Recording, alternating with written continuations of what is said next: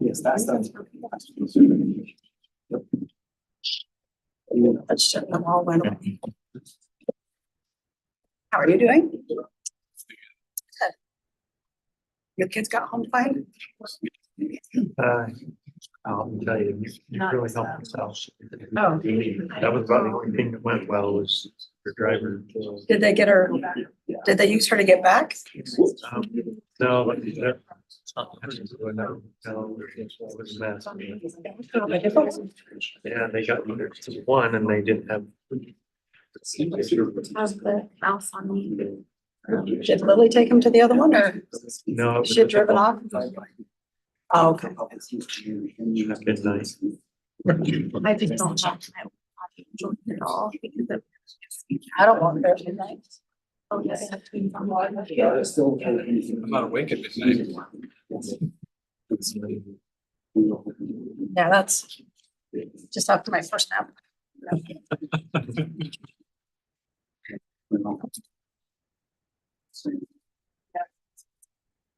All right, we'd like to welcome everyone here and call to order the study meeting of the West Valley City Council this March 19th, 2024.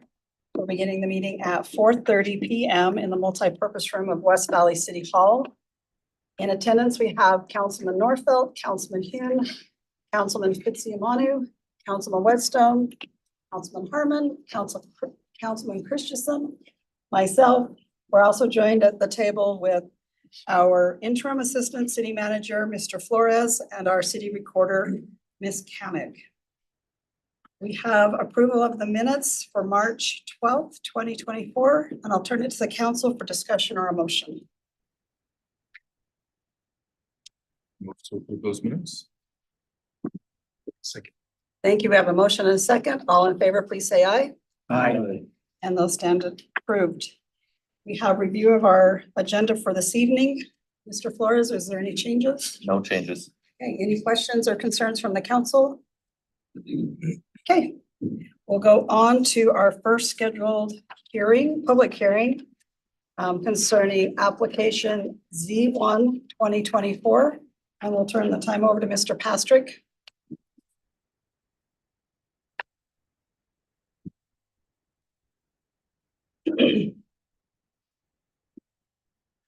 Thank you, Mayor. I'll share my screen for this one.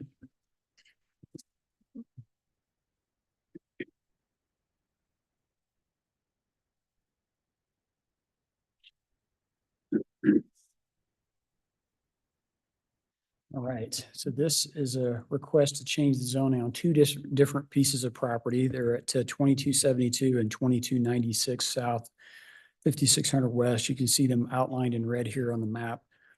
The two together are about 3.65 acres. The zoning currently is the light industrial zone, and the request is to rezone these to the manufacturing zone.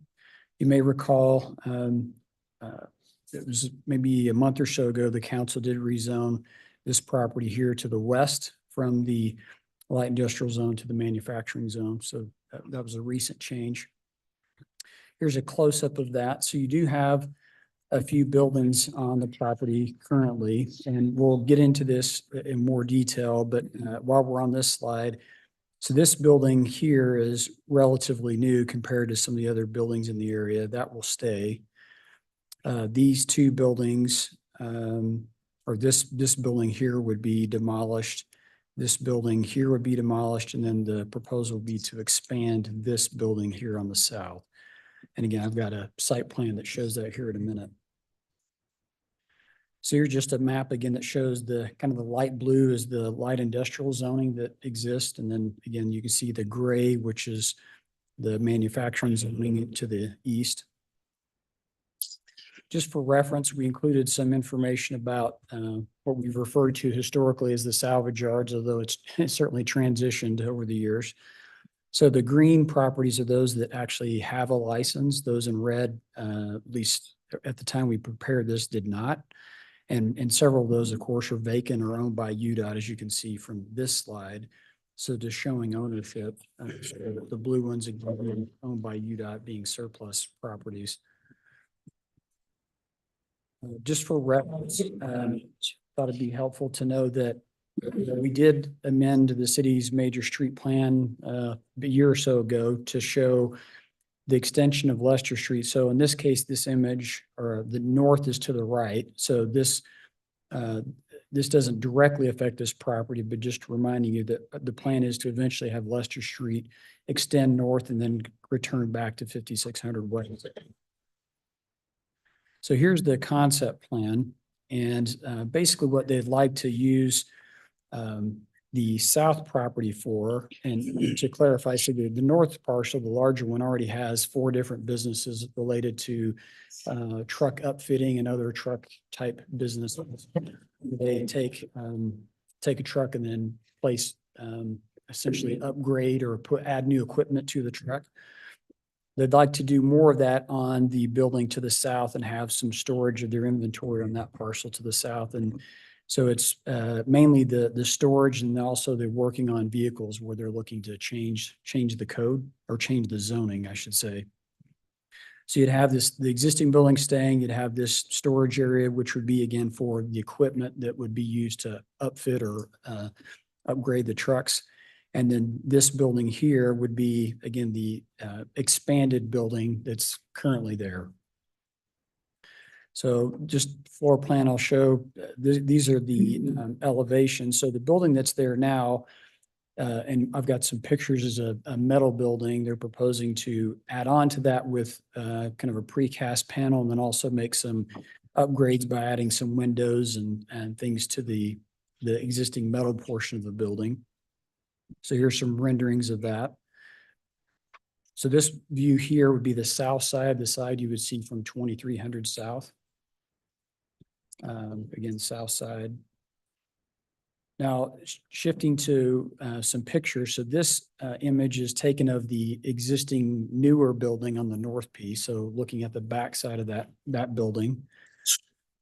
Some of the storage they already have. You can see some of the truck parts that they have in storage there currently. This is the south parcel that's just fenced currently. This is looking east on 2300 South. So the property in question is there on the left side with that blue metal building. This is looking north along Clifford Street, which right now is not improved, and we'll also get to that in a minute.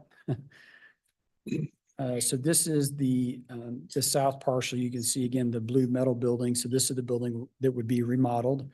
This access, there is a development agreement that's proposed here. So that access would actually go away. The concern is it's really close to the intersection. So that's the reason for that going away. This is looking from 2300 South. So again, this building would be remodeled. This is looking from 56. So you can see the metal blue building on the left, and then further down is the existing larger building. Then again, the newer building that's there with the different businesses there. One of the other points is that we've got improvements partially done on 56. So one of the other requirements in the development agreement would be to finish those improvements. And then on the south parcel would be extending those improvements across the south parcel. So this is looking south on 5600. You can see it just kind of dead ends, the sidewalk dead ends there. This is looking at, again, that metal building. The smaller one on the left would be one of the ones that's demolished.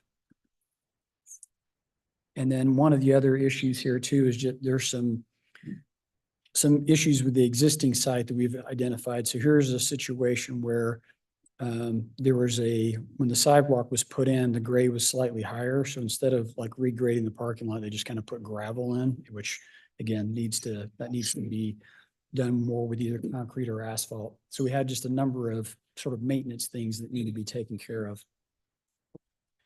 So again, to summarize, the request is to change the zoning on both properties to the light industrial zone. And It's from light or industrial. excuse me, from light industrial, thank you, to manufacturing. And then while we're talking about the development agreement, I thought it'd be helpful in this case because there are a number of things here to just hit on the high points of that.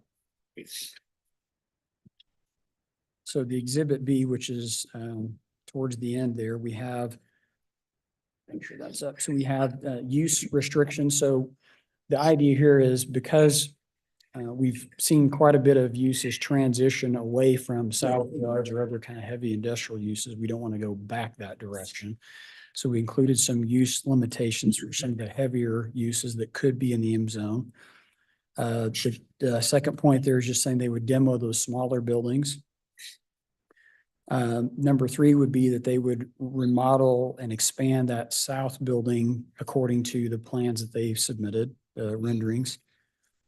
Number 4 would be that they need to get a conditional use permit on that south parcel before they start using that for storage and do the remodel. And basically, we're saying we wouldn't issue a certificate of occupancy for that remodel building until they've complied with all of the, basically requirements that are in the agreement. That they would screen, number 5 is they'd screen all the storage areas. 6 is finishing those streetscape improvements. 7 is giving us the easement we need for things like street lights. Now, number 8 has to do with improvements along 2300 South. So that's the road on the south side.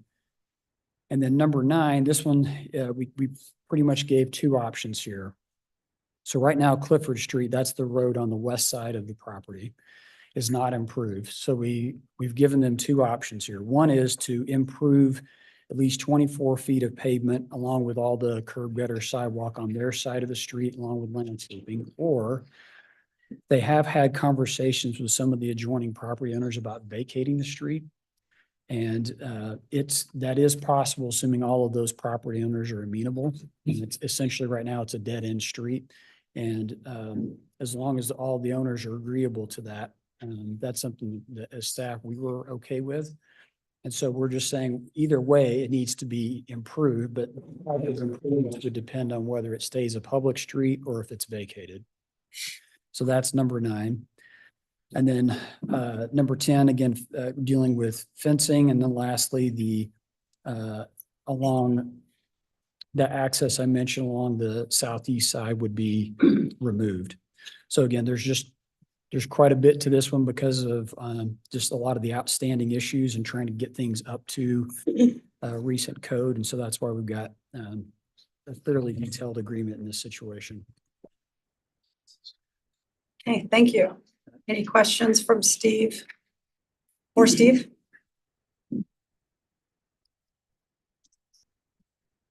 Okay, I'll start. So what uses are they going to have that they need manufacturing instead of light industrial? Right. So the one is that they want to have, and this is where it gets a little bit tricky. They want to have additional storage. So right now on the north piece, they have some limited storage space. The reason they were able to do that before is the light industrial zone used to allow a limited amount of storage, but then we've since changed that so it's no longer allowed. So that's why they had some now. But under the current code and the light industrial, you can't have any outside storage. So the first reason would be so they can have the storage of their the parts that they would be like the truck beds and other things that they would be upfitting the trucks with. So that's one reason. The other has to do with the light industrial zone doesn't allow any overhead doors facing a major street. Okay, and in this case, on the east side of the building, there are a couple of overhead doors proposed in that remodeled building. So that would be another reason. The third reason is that in that south building, what they're essentially going to be doing is upfitting trucks, which we consider auto repair. And again, this is one of those kind of fine tuning things, but so what the code says is you can do auto repair if it's part of if it's sort of a secondary use to your main business, right? So it's not the business, but it's part of the support to your business. Well, in this case, where they're expanding that onto another property, it's like, man, that's no longer really kind of a secondary use. That's becoming, in a sense, one of the main uses. So hopefully that makes sense, and that it's expanding that auto repair use, which is meant to be more of a secondary use. Okay. And then from the elevation, I couldn't really tell, will this building fit in with those buildings to the north, or will it be a totally different look? So the building to the north is a precast concrete building, so that part would. Okay. And then with the metal portion, there's not, from what I recall, metal on that north building, but they are making some changes to it. I can pull that up again. Because the north building looks really good. It does. Yeah, they did a good job on that one. So,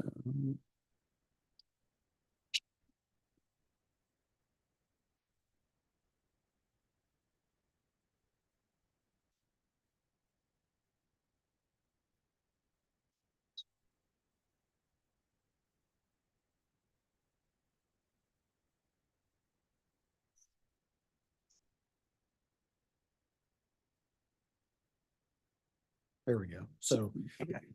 So again, that kind of the darker tan color is the metal portion that would be remodeled. And then, so you're looking at, in this case, the longer side is the south side, and then the one on the right is the east side, which what you would see from 5600 West. So you can see those, the overhead doors more towards the right end.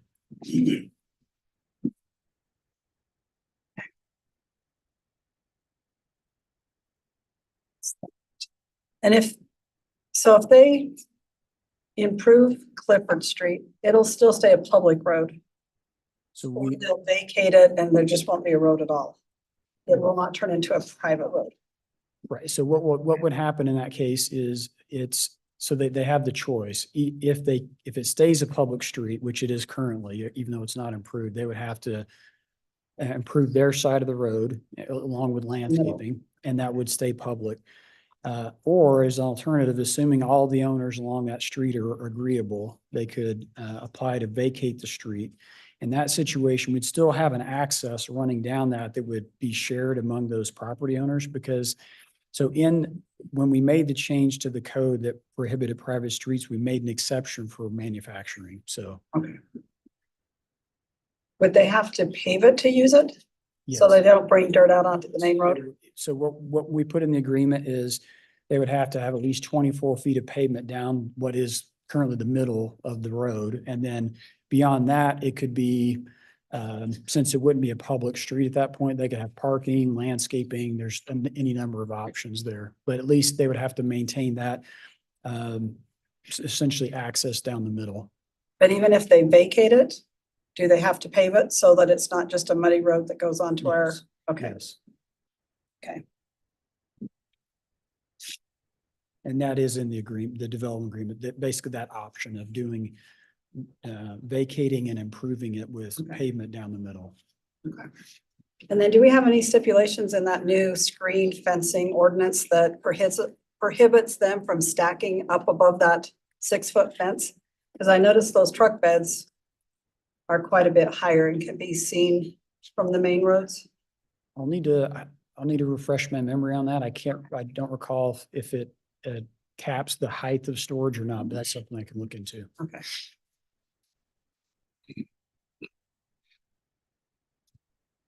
And then they'll fix the front road, not have gravel on the asphalt. Right. They'll fix that.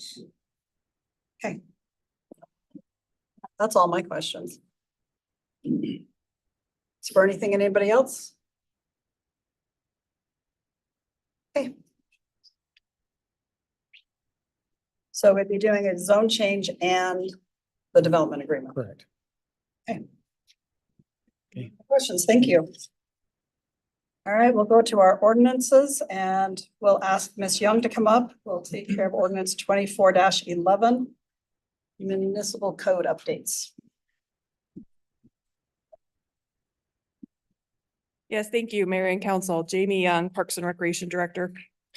So I have a proposal here for you to consider updating the fee schedule for some parks and recreation fees. First is about a 10% fee increase for memberships and drop-in fees. Just our costs have gone up so tremendously over the last few years, just with inflation and utilities and costs of providing the service. And so all of those are about a 10% increase. For a family membership, it's about $5 a month increase for an annual membership. The drop-ins are about the same. It's a little bit more than 10% because we like to keep it on the dollar and not be dealing with too many quarters and change along the way. So those went up a little bit as well, and kind of kept them rounded to the dollar. One of the changes that we made for both memberships and drop-ins, kind of the standard for age ranges, is to kind of lump all of the minors together. Instead, we had two categories, one for youth that was up to age 11 and then students age 12 to 17. And the standard has become to just have one rate for the minors. So we combined those two and call it a minor pass or membership rather than a student or a youth. The kids camp fees went up a little bit more than 10%. But again, the same thing, the big change in cost of the staff is the biggest, but also the food and snacks and supplies and field trips have gone up tremendously in the last couple of years. So that's just to keep pace. We always compare certainly our cost of providing that, but also being competitive with similar businesses. We certainly provide a lot more because of the facility that we have and the opportunities that they have to swim and play in our facility and the staff that we have to provide recreation programs. So it is a very different and better opportunity for camp than a lot of the other facilities, but we definitely keep that in mind, being competitive with those private facilities as well. The last one is for golf and to increase the greens fees and the carts. As you know, we are getting new golf carts. They actually were scheduled to be delivered April 1st, but we've started to get them already. And so we're really excited about those. And generally when you bring in something like that, it's a good time to make a change so people kind of see what they're getting for their extra fee. So those are pretty minimal. And then we did a few things to kind of streamline the two golf courses. I think at one time they were very different in their fees and the things that they offered, and they really are the same now. There were a couple small changes to, really the only difference is at Stonebridge, they have a couple of opportunities for Lake Park employees for, 10-round passes and things like that are only available at Stonebridge and not at the Ridge, because that's part of the agreement with the Lake Park Association. So do you have any questions on any of those fee changes or any further discussion you'd like to have about those? Do you want to speak to the Grand Hall and Great Hall classrooms? It looks like those had changes as well.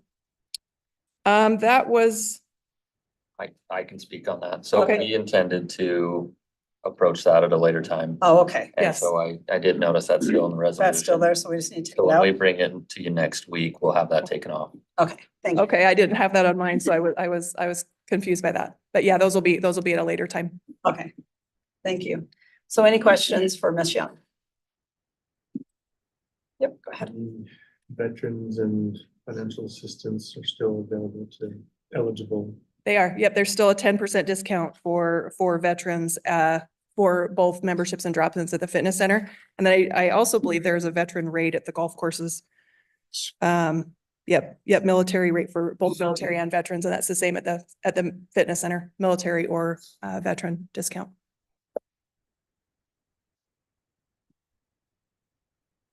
Okay, seeing no other questions, thank you so much. Great, thank you. All right, we'll now ask Mr. Bunderson to come up and we'll review ordinance 24-12. Our codes. Thank you, Mayor and Council. Eric Bunderson, City Attorney, and this ordinance change was requested by the council at strategic plan. And what it does is add some language to the powers and duties of the city manager that when creating an executive order that deals with personnel within the city, he or she will get the advice and consent of the city council.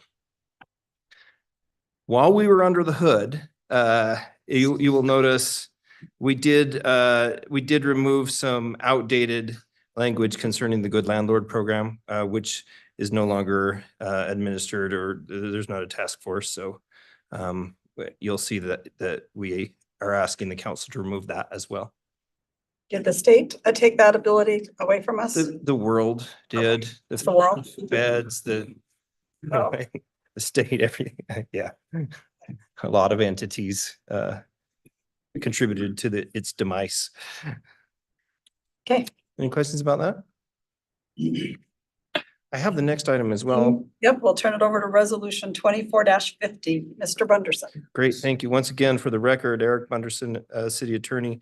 And this is a franchise agreement. We haven't seen one of these for a while, but this is a standard agreement that we make people who want to come dig holes in our roads sign. And so it just sets forth the duties, rights, and responsibilities of those people to work with our engineers and everyone else and pay their taxes on time and all that kind of stuff in order to dig trenches in our road to provide telecom services.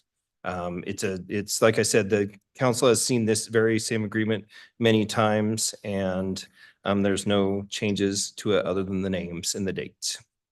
Okay, any questions for those who haven't seen them in the past? Okay, thank you, sir. Thank you very much.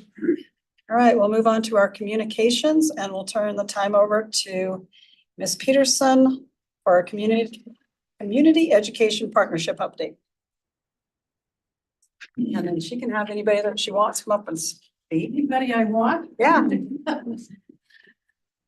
My name's Margaret Peterson, for the record. Since I've been sitting where you're sitting for almost 20 years, 4 years on the planning commission. So how can I just leave? I appreciate this opportunity to report on the community partnership of West Valley City, Inc. We've operated as a nonprofit 501c3 for 20 years, believe it or not. We actually started in 2002, and we have some board members with us who go almost as far back to that time. Steve Bueller is our board chairman, former city council member, and he has a permanent lifetime position as chairman of the board. And his humor keeps us all laughing. Sharon Sonnenreich is on our board. She's also principal of Silver Hills Elementary. Jill Van Treese is a coordinator at Redwood Elementary. Diane Rockadroka is the coordinator at Granger Elementary. And we're just really delighted to have them here today. So in 2002, there were a group of concerned citizens who were really worried about the outcomes of our school kids. There were about 15 of us who started meeting in 2002 and talked about ways that we could help improve the outcomes of our kids. We did a lot of research, and our research showed, and ever since then, that the most effective programs were after school or out of school time activities. In 2003, we received our first grants, and in 2004, we were awarded IRS nonprofit status. That was a big deal to get that approved. Since then, $12 million in grants and donations have funded CEP programs in West Valley City. We've supported over 16,000 students. And those are kids who've attended 30 days or more. And there have been a lot of students who are not within those outcome reports. So there's probably another 10,000, I'm guessing, who were not included in those, in our outcome reports, because they attended like 28 days or less. So during these years, and I bet you've heard this comment, after school programs are just daycare. Do they really do any good? I fill out several Department of Labor reports every quarter, and there's one category, daycare. And I have asked them several times, you know, we're not daycare. I mean, kids come and it helps their parents and they're safe after school, but our focus is on academic and educational improvement, which includes behavior, attendance, all those other kinds of things. And they say that's our category. So I'm out there promoting after-school programs, benefit the whole student. So most elementary school programs have outside entities that bring in staff or students from other locations. They bus them to other locations, or they have Boys and Girls Club or YMCA bring in kids, high school, college kids, which are good. They do a good job. But Community Education Partnership developed a model in partnership with Granite School principals, such as Principal Sonnenreich. And at our peak operation in about 2012, 26 principals we had partnerships with. And the principals would select teachers as coordinators. So we had a coordinator and a principal that I personally partnership with. We'd write grants, we'd set goals and objectives, and then measure those in outcomes. And we picked teachers at the school. Teachers of the same kids in the same grades, they would be working with after school. And Lars knows what a difference this is going to make. If you have teachers who know what the kids need, know how to improve their relationships and their outcomes, the success is phenomenal. And we select and develop projects for success based on what those kids need. So in our research, it always showed, everything showed, I've read at least 6 research documents stating that the most effective after-school programs operate full-time, which is 4 hours a day, 5 days a week, and students will attend 30+ days during the school year. And then you add summer and extra days, and that always helps.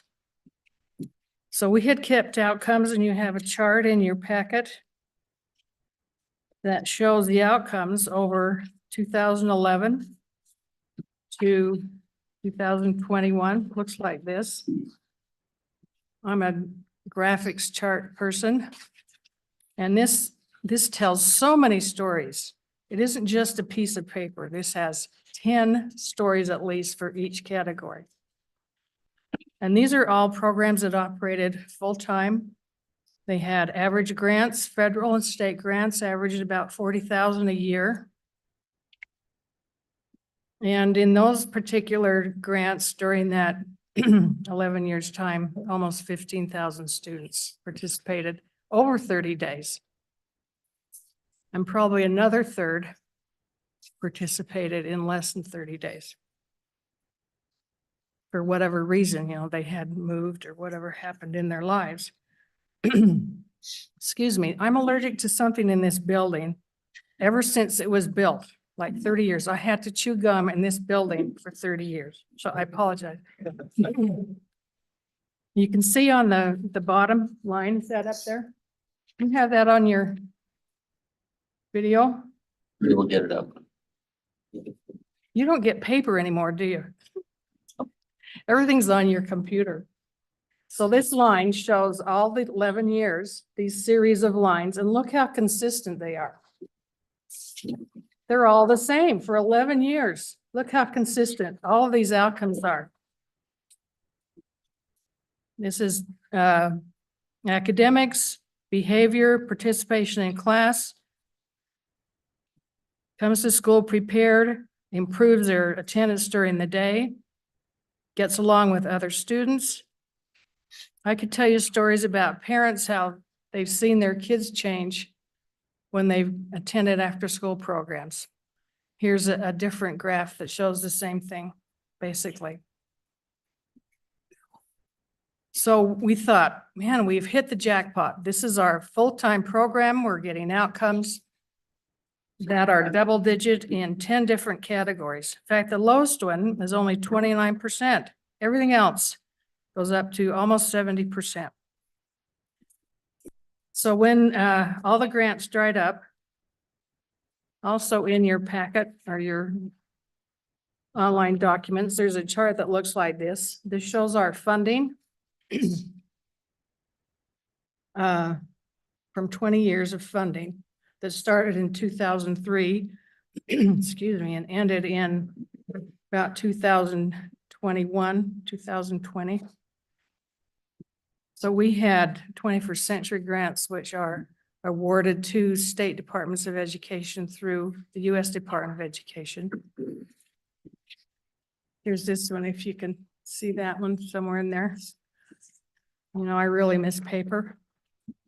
You can just have it sitting there right in front of you. So you can see what happened to grants.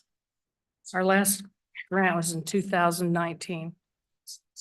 And the priorities of the federal government, more in particular, the state Department of Education changed. And they were giving grants to areas and entities outside of the valley, rural areas. What have we got? Oh, that's nice. So it dropped like a rock, literally. We had a couple of years where we had some carryover funds that we used. So what are we going to do? We can't just end. We couldn't just stop.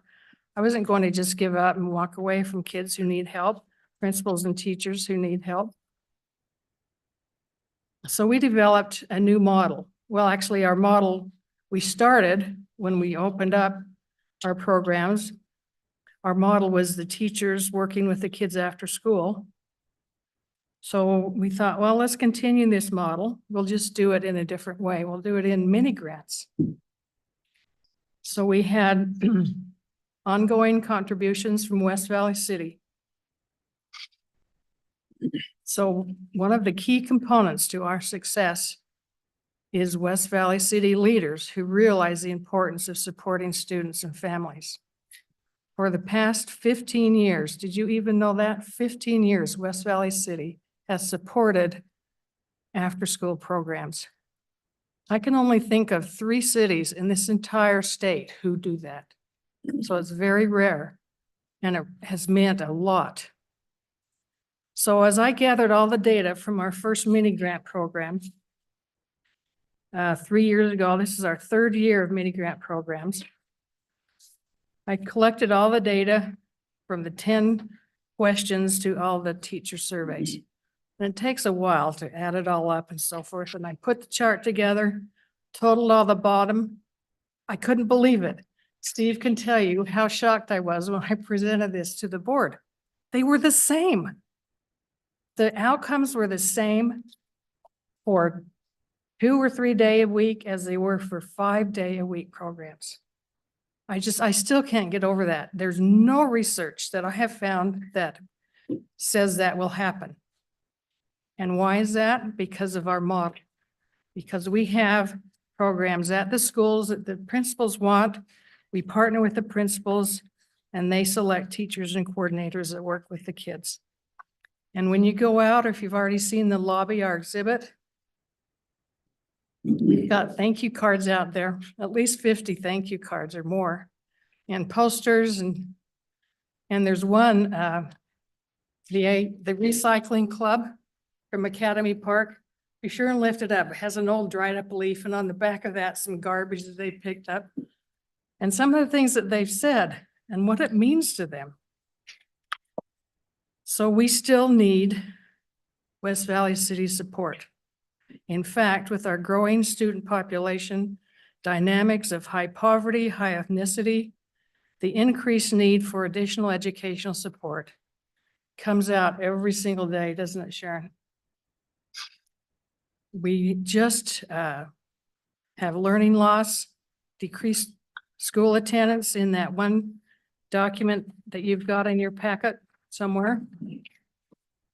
In 2021-22, attendance was in the 85 to 60% range overall in our district in the West Valley. And that is down, believe it or not, it's down 21 to 25% from the previous year. This has impacted students' abilities to progress and succeed in school. So the needs are greater. and the funds are fewer. Another key component to our success are our partners. We had a wonderful partnership with the University of Utah, College of Medicine, and the College of Engineering for 8 years. And COVID ended all that. They would come out with a heart or cow eyeball, and the kids would sit down and dissect them and talk about what it is to be a doctor or what it is to see a live heart from a live animal. I really miss that. I'm going to call them again, see if we can start that again. We had a 9-year partnership with Salt Lake Community College Computer Science Department for 9 years. Dr. Jimmy Chen has sponsored field trips. So before COVID, you know, everything's before or after COVID these days. Before COVID, we had 3-day summer camps where kids would go, and these were for girls, by the way. I'm not sure they can get away with that anymore, but there was girls grades 5 to 8, and the college would take them to like Adobe and those kinds of computer programming companies, most of them in Orem. They would go for 3 days and learn all about programming. And then when COVID started, we switched to 1-day Friday afternoon field trips. And we've been all over to science and museums and exhibits around the valley. Our next one is on April 19. And our newest partnership is Granite Foundation Credit Union. They are starting a money club for 7th graders and teach them how to take care of money, how to manage money. They're going to show them how to open a bank account and give them money to put in the bank account. So we're excited. That will start on April 5. So we have a lot of exciting things to do, have done and will do. And I know I'm running out of time, but I wanted to have Sharon, you're supposed to be on a phone call. You okay? You know what, I'm putting it off for a few minutes. Okay. Yeah. She's going to tell us about how it's impacted her school. So I've been principal of 2 schools and had the privilege to partner with CDP and Margaret, and it's made an enormous difference in both of them. I just wanted to address 2 things quickly. It gives my students and their parents security. It is enormously difficult sometimes for my kids' parents. Many of them work 3 jobs. You know, I have moms who drive Uber with a 3rd grader in the back seat because they don't have any childcare. And knowing that they have somewhere to go after school where there's going to be a snack and enrichment activities, it just makes such a difference for those families. The second thing I wanted to talk about is how your grant, your mini grant, combines with 2 other sources of money to have built a really quite robust after-school program after the federal 21st century grants ended. The kids at Silver Hills in the last couple of months have done robotics. They have had visits from reptiles. They have learned about raptors, and that's just what we did with the R category. And it is so much fun to see them after school, learning how to play tennis, learning how to do dyad reading with a partner from another grade level. The money that you give me for my kids and their families is really kind of the core of what builds that program. I simply can't thank you enough for all the things you do for my teachers, my kids, my school, and our neighborhood in West Valley.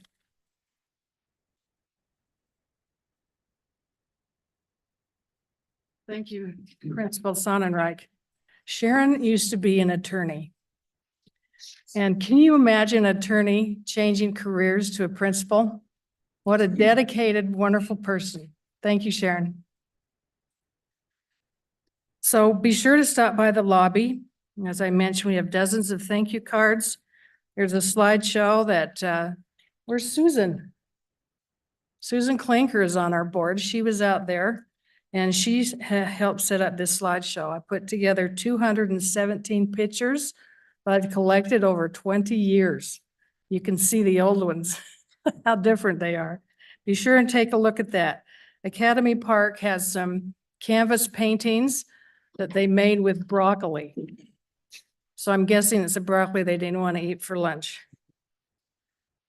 And the recycle, I mentioned that recycle, Silver Hills poster, Granger Elementary thank you cards.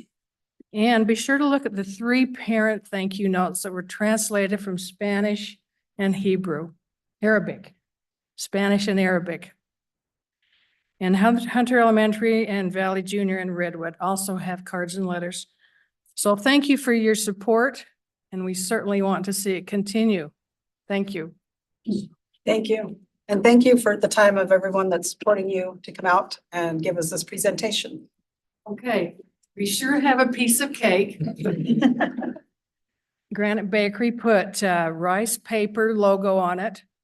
And I'm trying to resist from lighting it on fire. Since the police chief is here, was here, he's gone. He's gone. We can light it on fire. Okay. Yeah, sure. Mr. Bueller. Stephen Bueller, Community Education Partnership of West Valley City. Margaret really kind of is the CEP. She's been running this thing for all of these years. I've been involved for the last some years. I don't know how long. And just a couple of things I want to say to the council. First of all, thank you for your support. As was mentioned, our funding comes primarily from the city now, a new change that we had to make when we lost our federal and state funding due to no fault of our own. Next year, you will have to decide whether and at what level to continue to fund the Community Education Partnership. And with that in mind, I'd like to point out again, this is about the only thing that the city does for education, specifically for our children. In your neighborhoods, and maybe even your own children, anybody that you know that attended a public school and went to after-school programs, those were programs provided by the Community Education Partnership. Granite School District does not provide after-school programs. We partner with them and that they let us use the buildings for free. But we have to pay their teachers to be there after hours, so they're not getting overtime. We have to pay their aides to be there after hours, so they're not having to pay them health insurance and things like that. Like to invite you to be more involved. We always need people on our board, whether it's you or somebody that would like to be involved. We can always welcome and use new ideas and new people and new support on our board. And as you go around and campaign and ask your neighbors for votes, use the Community Education Partnership. I remember being asked many times, well, what about our schools? And do you like vouchers? And what about this and that? And you should trumpet this, that we have as a city for over 20 years provided after-school programs for our children. And this is only done within West Valley City. We have thought about or been invited to or questioned why we don't expand to other areas in Granite School District, but this is the Community Education Partnership of West Valley City. This is your program. Thank you for letting us run it. Okay, thank you. All right, we'll now move to Hump Day Buffet update. I'll turn the time to Ms. Young again.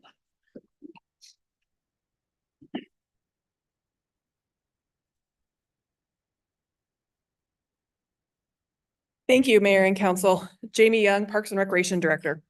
As many of you know, over the last few years and with a little break during COVID and some construction out here at Fairborn, we have done a variety of activities here at Fairborn Station. Our favorite, of course, is the Hump Day Buffet, which is pretty catchy and it gets a lot of attention just because of its name. Because of the location of Fairborn, it's really a difficult place to have events. People don't know where it is. They don't know how to park. There is absolutely no visibility from the main roads. And so some of those challenges have led us to come to you to ask, get your direction on what you'd like to see happen with some of the things we're doing here. In 2022, after some programs hadn't yet restarted, specifically in the cultural center area, we used some funding that they had for music to do some of the music and dance groups that we had perform at Hump Day Buffet. There was a lot of cost with that, with paying the bands and some audio visual and the stage setup and things like that, that was paid for with some funds that were not for programs that hadn't yet returned. In 2023, a lot of those programs returned back to the cultural center, including some concerts and a variety of other things that they had kind of moved to Fairborn Station here. And so we did a lot fewer events at Fairborn Station last summer. The food trucks have expressed that they don't have as much business, of course, when we don't have those kind of activities. But, you know, we've tried a lot over the last many years, and even pre-COVID and pre-construction of the roads out here. And it's been a struggle to even have people know where Fairborn Station is.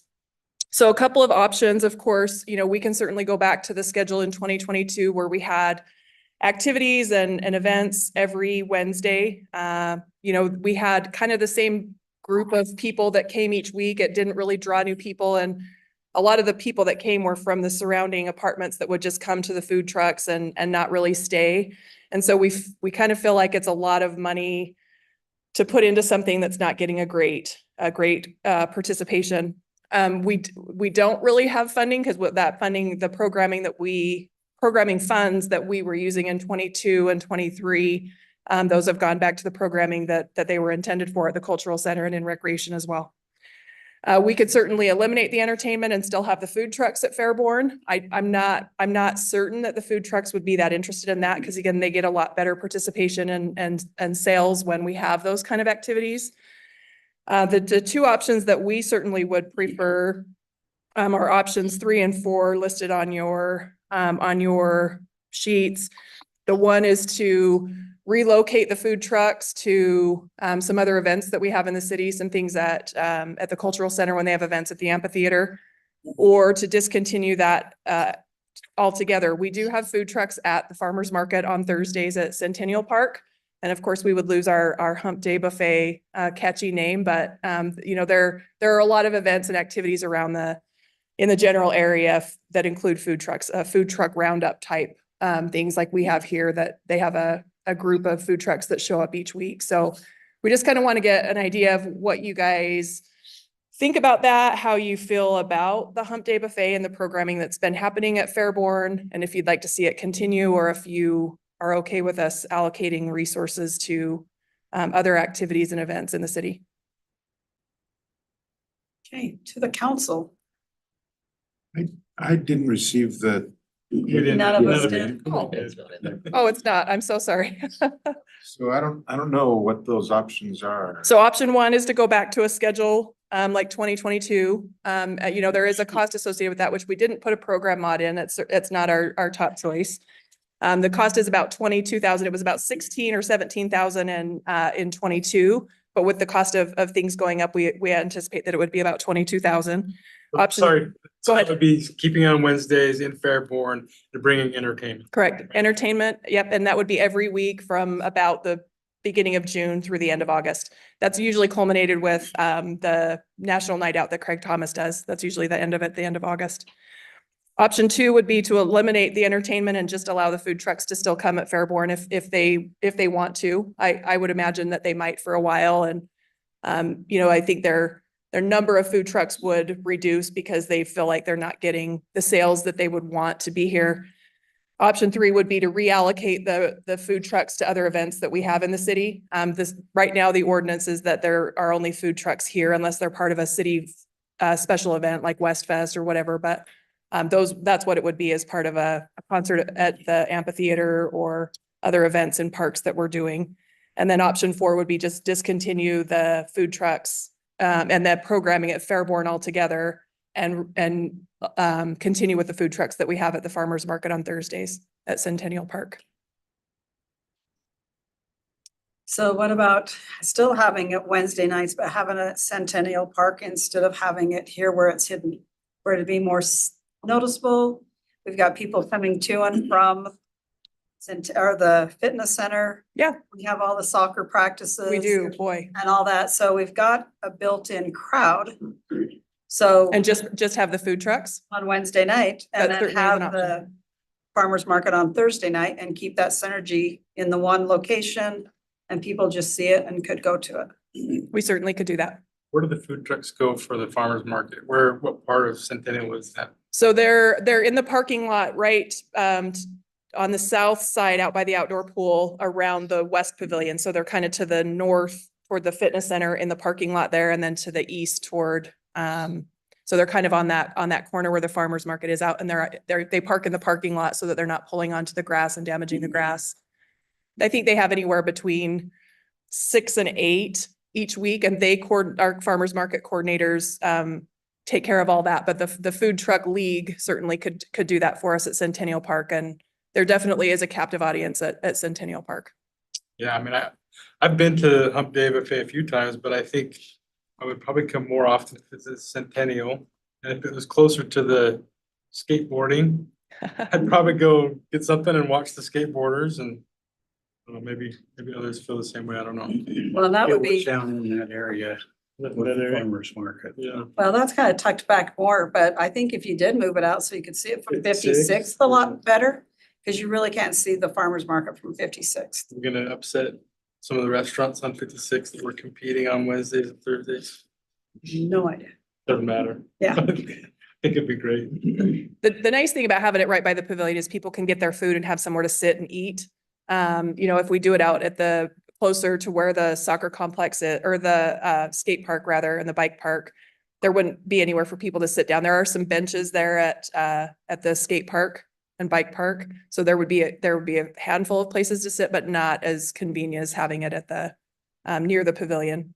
There's not many places to eat in Fairborn, like sit down. No, that's true. There's not. There's not, you're right. There are a few flower bed, raised flower bed, bench seats that you can sit, but not much seating either. Yeah.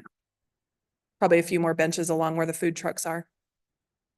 But we could certainly test a couple of different areas and see what, if there's feedback there. We also always put on the marquee during, on the Thursdays when we have the farmer's market that we have the farmer's market and food trucks that night. So hopefully we can, draw some people in seeing that, and we could do the same for this as well. Have you talked to the food truck league at all? Mhm. So I know, they started out fairly supportive. Fairly getting strong. out here, fairly strong. And then I, like you, noticed last year, they, either the same 6 would come every week, or then they'd go down to 4 one week and 3 the next. Yeah. They'd all be dessert trucks. Yeah. I'd go there for dinner and all I got was dessert. And Ice cream for dinner. yeah, what's wrong with that? Yeah. I kind of, I don't see a problem with that. There wasn't a problem with it, but yeah. Yeah, I agree. my doctor kind of got upset. What if we, instead of having it Wednesday and Thursday, just kind of boosted up Thursday, the farmer's market, and helps with bringing in, musical acts, and just make Thursday just bigger. Because it's not hump day. Yeah. Right, there's that. Well, would you want to dedicate the 22,000 to hire in the music or the musical entertainment? Is that what you were saying, to add the Yeah. music? I know the farmer's market has a kind of a limited Right. clientele too, and I think if we combine them together, and Food Truck League might be a little happier with having a bigger crowd besides the crowd that Centennial and surrounding parts of it already draw. Right. The farmer's market vendor that we use solicits the food truck, so it wouldn't be the food truck league specifically, but a lot of them are, participate in a variety of food truck placement groups. I know But we can certainly, I've Yeah, kind of we can followed certainly- that on Facebook, and the league, I think, has something almost every night do. in some city somewhere. yep. Yeah, food truck roundups or evenings are quite common, and sometimes they're freestanding and sometimes they're part of a farmer's market or community event that's weekly or something like that. They are certainly a lot more common than they were 10 years ago. So what would be the objection of having both the same night? Have the food trucks around the farmer's market and then have the league down by the further west? And then they could still walk over to the tables if they wanted. I just think maybe competition that they would be competing against one another, but it's certainly something that we can consider, have them in a different area of the park out closer to 5600 West for the other food trucks. Yeah, when restaurants almost build right on top of each other, they call it synergy. And so I really think it could boost for both because you wouldn't have the same food trucks at both events. So Correct. if you want that, you go there. If you want this, you come over to this. If I was a food truck, I would want to be on 56th. Yeah, I wouldn't. the closer to 56, So the better. even if I was told to go over to the farmer's market, I would want to be on 56th. The visibility would be Yeah. key. Yeah, and that is the great thing about Centennial Park is the visibility from 5600 West. It's great, a great insight into what's going on in there. So if that's what you'd like to see, we'll certainly work with the Food Truck League and the Farmers Market and make that happen. And the Food Truck League generally starts a little bit earlier. We would not have them during West Fest because of the the park's just crazy busy and it takes parking, but we'd probably have them start and maybe just take that week off or start right after right after West Fest, which is what the Farmers Market does as well.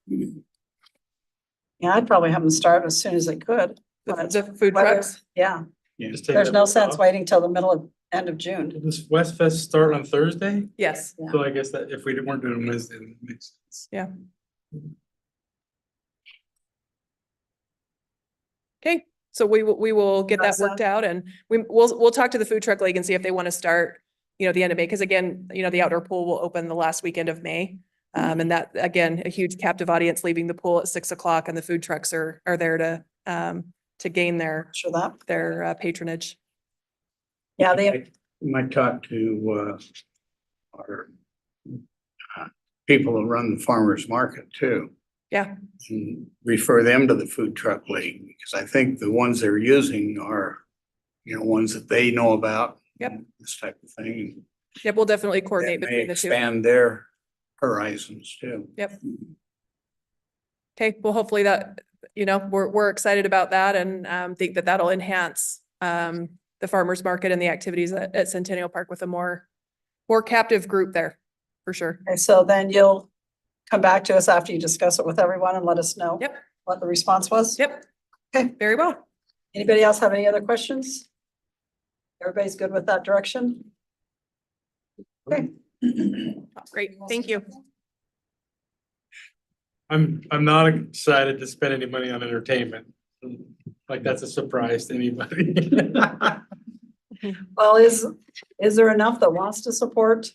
And we could do as much as you wanted to. We've had at the farmer's market, many of you have been there. We've had a busker who is up there playing a ukulele and singing and he's very entertaining, but he's not very well heard because he doesn't have a huge speaker system. We can certainly enhance that and it doesn't have to be every week. It can be periodically through the summer to just, bring more people in. Anytime you have a band, you bring in their followers as well as the farmer's market people and the food truck followers. And so just, combining all that together, I think is a really good idea to get all those different groups together and sharing the resources of the department and the staff and the facilities that we have. I think if you add the pool, fitness center, the skate park and the farmer's market, that's enough natural draw that I think it's going to be successful enough that the trucks are going to want to be there. I agree. Yep, I will report back in a few weeks and hopefully we'll get the food truck started pretty quickly. Okay. Wonderful. Thank you. All right. Some of the concerns that were brought up last week was the audit report website. Oh, never mind. I already crossed it out. Steve, you were already done. Come on up. Sorry, I already checked you off. We'll have you come up. So we'll turn the time to Mr. Pastrick for our general plan update for 3500 South. Thank you. Yep, that's all right. It's good. Babysitting me's the biggest thing. Okay. So you're all familiar with the drill here, right? As far as going through different properties. So today we're going to be covering the east part of 35th South, so basically east of Bangor. And we'll pull that up. So again, these are the areas that the consultant we hired looked at. Again, areas that were considered likely to develop or redevelop within the next 10 years. And so we'll look at each of these. I'm gonna, it's a little easier to see. Here we go. So you have this shopping center and portions of it on the southeast corner of 3600 West and 35th South. So I looked at two options here, one for townhomes and the other a mix of commercial and multifamily. And you can see, of course, there's the Vasa and a few other commercial uses on this site.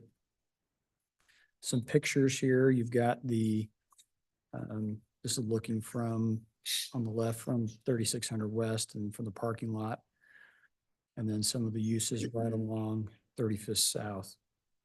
I think one more here. This is the auto repair business. They're more on the southwest corner of the property. So again, going back to these, Planning Commission was leaning more towards a kind of a mix of uses here and keeping some commercial along the frontage, but looking for the council's thoughts on this one.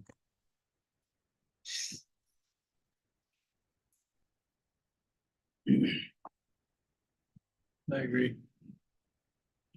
Which one? B, B. get a mix. Are there, what's to the south of this? Are they homes or are they more commercial? I can't really tell from that So picture. this right here is a senior apartment complex. Hold on. Victoria Woods, I think is the name of it. And then there's also a church right here on the corner. Yeah. Okay.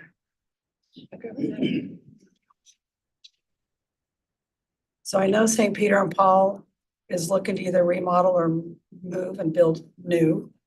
They think their facility's too old. I thought it looked fine last time I was there, but.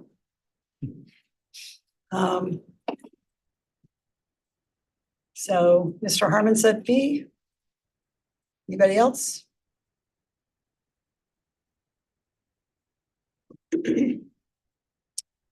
Yeah, B makes sense. Yeah, I would prefer to keep the commercial to the 3500 south side and the townhomes to the south. But I'm hoping Macy's will stay there forever, so. Yeah, and that, in this case, they did exclude the Macy's, and I think just in terms Okay. of that value perspective, that one was higher value than the others.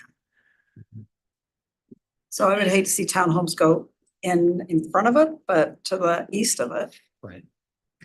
Okay. Are people gonna stop working out? Let's see. Then, Thomas Tire, it's not called Thomas Tire anymore, but Tim's on. Tim's Automotive, hopefully it sticks around, everybody needs a good car shop. This next one, I think, I don't think the consultant had the benefit of some of the latest information, but this is, of course, right by here by City Hall. At this point, it's commercial or commercial, not much of a choice, right? Which, yeah. So yeah, this one's pretty easy, I think. So unless there's any burning other thoughts, we'll skip over this one. And so this next one is what we refer to, a little too fast there. An indoor swap meet towards the northeast corner of Redwood and 35th South. So just over 7 acres. Again, a couple of options here. You've got the first one being commercial with some townhomes, and then B being commercial with a little more density. You do have some vacant land that's mixed in with this behind there's the hotel there, and then just really this site's old and might be underutilized. So But a couple of images here, I'm sure all familiar with this one. I think that's yeah, and you can see here the portion more towards the west side that's either just not really being used or even vacant.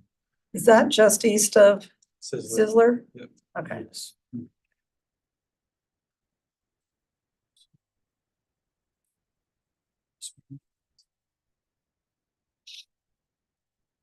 That's on this one. Do we have any way of regulating that townhomes, a certain percentage have to be owner occupied and only a certain percentage can be for rent? So we've looked into that and in talking with legal, as a city, we couldn't see a way to do that. Now, there are in cases, some HOAs that try to do that where that's a private restriction, but from a city perspective, we couldn't see a way to do that. Okay, because in other cities, they do it quite a bit. They restrict how much can be rental. Even Airbnb. So. Did you have something? Well, I was gonna say townhomes would be separate tax IDs, each one, correct? Right. We have, most in the city are that way. We do have a few townhome developments where it's all one parcel and it's rental. They're basically rental townhomes, but most, they have their own parcel. So that's what I was gonna say. It's the only way you can at least have some ownership is they have separate tax ID numbers. Correct. If they're all one, then you know it's not. That's right. one. We have had some where the developer has said, hey, I want to do this as a for sale product. And so we'll put that in the agreement to say, hey, these will each have their own parcel. Now, even in that scenario, if they have their own parcel, those could still be individually rented, and that's happened. But that's one way we've done that. Option A, I'm sorry. option A. A, okay.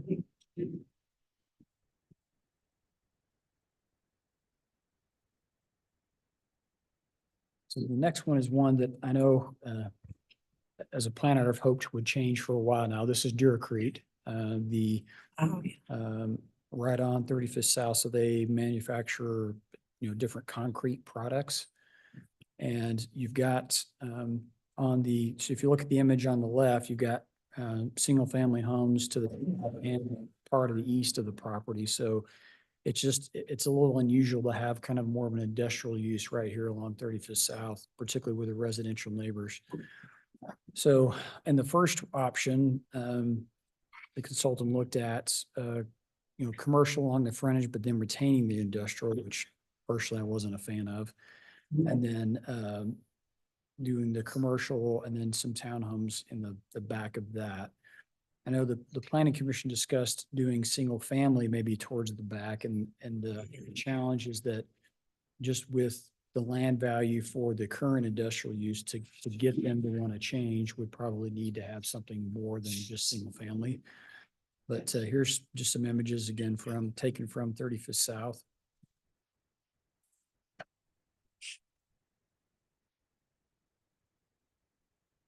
A couple more images here. I believe those are this is from the street that leads back to the residential. So you can see they have the different concrete products stored in the yard there. So is it the same company that's out by USANA?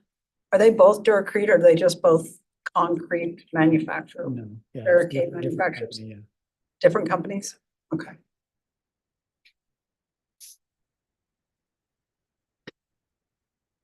Probably agree with you that the townhomes to the back.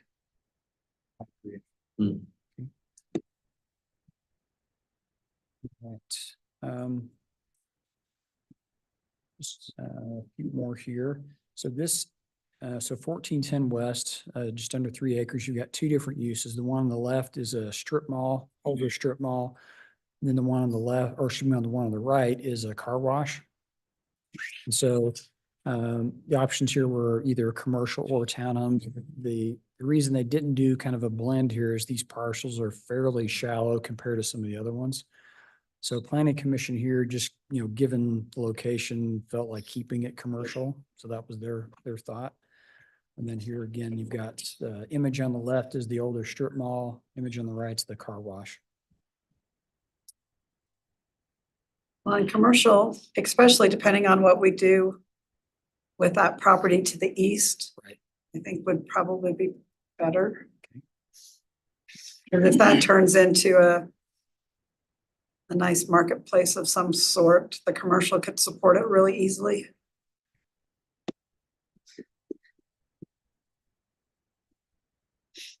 Other thoughts on this one? I agree. All right, so the next one, it's really, I kind of see these next two as more kind of an extension of each other.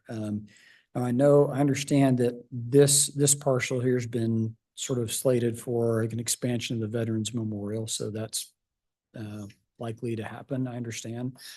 And you've got this other property that's owned by the RDA. And while we're at it, we'll just look at, there's this property too, and I understand in strategic plan, the council discussed this about maybe having an RFP on this property to look at how this could develop. In both, just looking at both of these, so with the consultant, they looked at some commercial along the frontage with townhomes, or again, option B being a more dense option with both townhomes and higher density. And then same kind of mix here with the eastern portion on the other side of the power lines, having some limited commercial, but mostly residential with just basically more density in those two options. So both of these, because they're city-owned property, I would kind of maybe wait 3 months before we decide this and maybe have a longer discussion with our new city manager and see if he's got any ideas with his expertise on economic development. Sure. Especially with the new park that the county put across the street and how it would affect the cultural center. I don't know if anybody else has an appetite for that. Sure. What's the corner right there on the south side of 300 South Street? So that's so this piece that's vacant right here. Yeah. So that's another RDA, there's gonna be RDA owned parcel. But then doesn't Colosimo own the tip of that? The southeast on the north side of the road? So this piece here is not RDA owned. It's a private, I don't believe it's the Colosimos, but it is a private. I thought it was the same as people across the street. Okay. Yeah, we can, if the council prefers, we can kick the can, so to speak, on this one and revisit this one. I think this one needs a lot of discussion. My feeling on this is, I think it's great to postpone this, but I'd like us to think about either keeping it open land or something special there. I agree, because I think it's gonna have an impact. Open land for just another strip mall or. Well, the nice part is we own it, so we can kind of hold on to it as long as we need to get the right project. There's not very many open space, it's just right next to the Jordan River. But this is tough too, because the homeless shelter is right across the river. Mhm. And for what it's worth, the planning commission, their suggestion was a mix of different housing on the property. That was their thought. So did they think no commercial and just maybe do single family and high density? A blend of different housing. It's Okay. between the two, there's a good chunk of property, so. Yeah.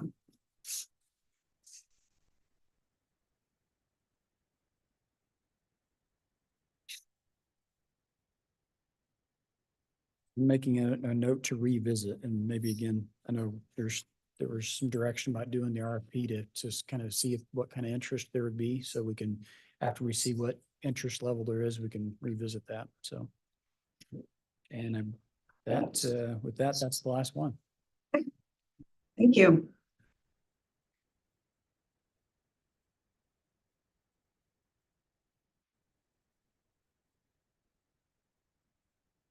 Okay, now to the items brought up last week by the council. The audit report. Were you going to share with them what website was or how to get to it? Yep, so I emailed an email to the council just showing that we now have the audit report posted on our website, on the city website. So it's available on both the city website and the state website. Okay, thank you. Yep, and then the second one, we just clarified that the glass recycling occurs on the second Friday of every month.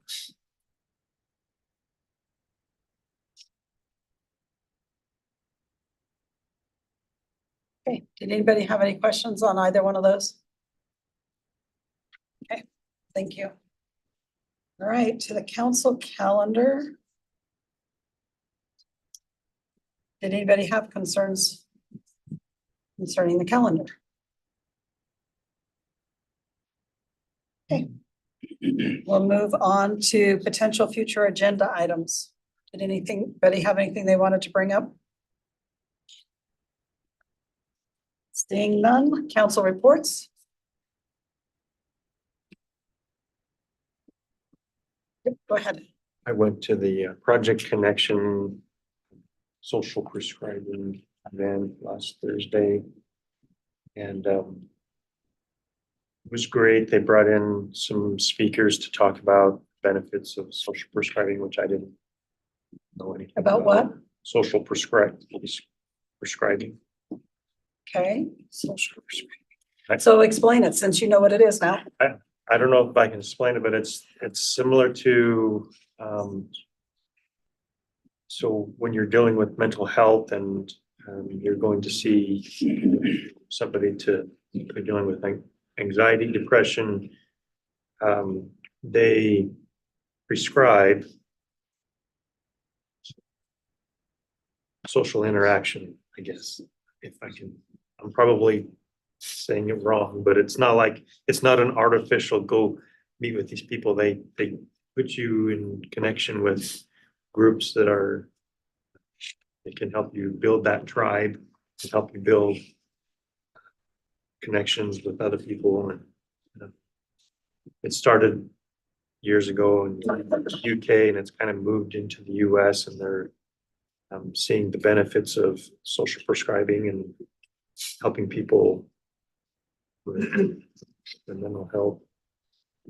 And so this nonprofit, Project Connection, is a big adopter of that program. And Thursday was National Social Prescribing Day, so they had an event, and it was good to learn more about what they do in our city.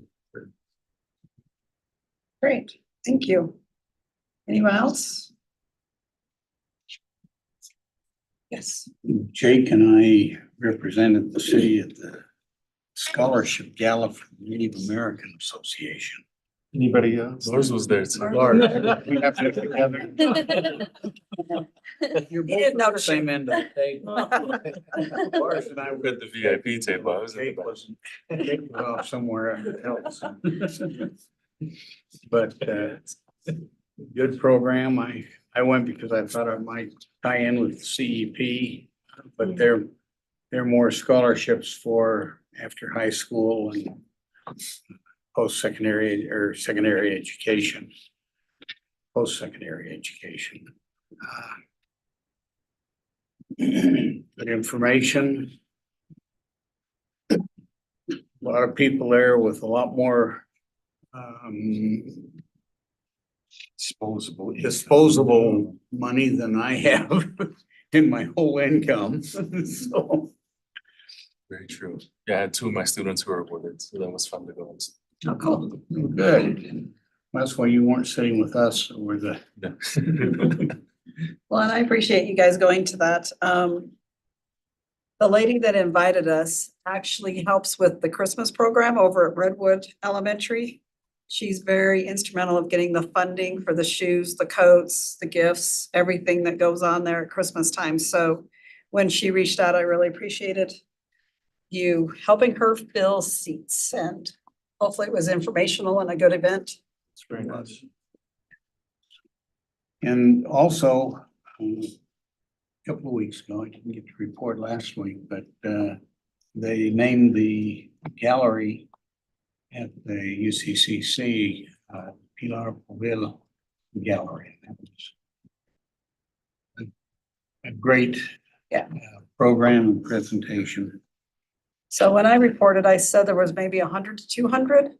When I talked to staff today, she said there was over 300 people that came through that exhibit. So that was good to let people know about the city. And then yesterday, I didn't have anything to do around midday, so I went out and walked around Decker Lake with a group of staff, looking at it and seeing how we can improve it. And I didn't tell them at that point, but you know, I've lived here now for 40 years and I didn't know there were 4 entrances to Decker Lake. So, but we have some funding now that Healthy West Valley can use to do some improvements out there, and we're cooperating with the county because they've got some funding also, and looks like we'll be able to make it more like it used to be. Cool. Another one, I went to the community council meeting at Gerald Wright. This was also a couple weeks ago. Good meeting. They were talking about the upcoming year and staffing needs, but the thing that caught my attention was the Granite District will be looking at the 4 schools, Orchard, Gerald Wright, West Valley Elementary, and Whittier, and one of those will likely be closing here, just depending on The survey. Cool. Sad. Yeah. Because Orchard, Gerald Wright, and West Valley are fairly new schools. Whittier's It was rebuilt. Whittier's a old school location, but it's fairly new school too. Yeah, just rebuilt, so.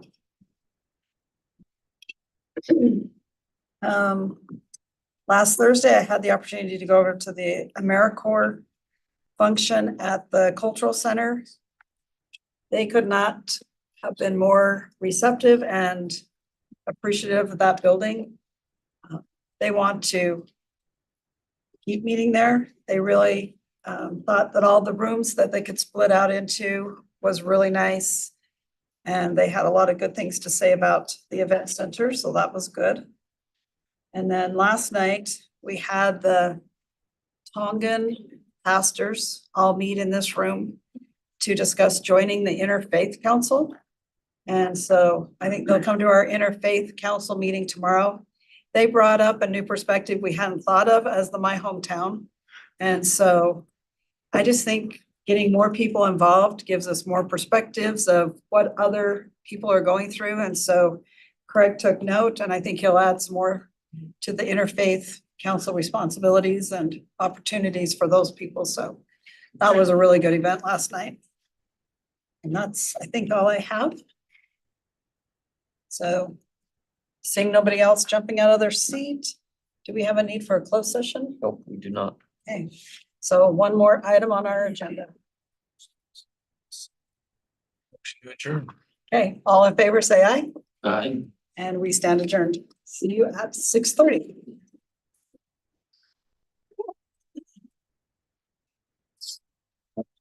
John.